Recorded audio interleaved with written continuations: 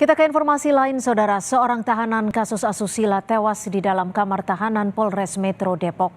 Korban tewas diduga dianiaya oleh tahanan lain.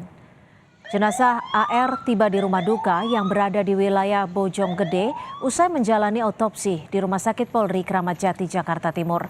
Korban mengalami luka lebam pada bagian tubuhnya. Menurut salah satu keluarga korban tewas dianiaya oleh tahanan lain.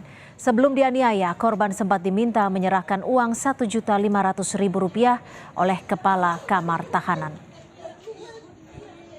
Penganiayaan pertama, kepala kamar ada informasi minta uang sama istrinya. Jadi si korban ini dimintakan uang Rp1.500.000 oleh kepala kamar. Nah, karena orang susah juga kan nggak punya uang.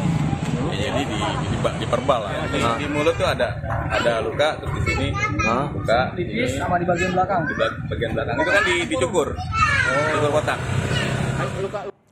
Polres Metro Depok menetapkan 8 tersangka dalam kasus tewasnya tahanan asusila di Selma Polres Depok. Polisi membantah korban tewas akibat dimintai uang kamar oleh tahanan lain. Korban tewas akibat dianiaya karena para pelaku kesal korban yang telah mencabuli anaknya sendiri.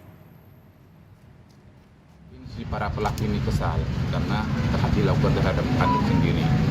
Nah, ditanya kasusmu apa?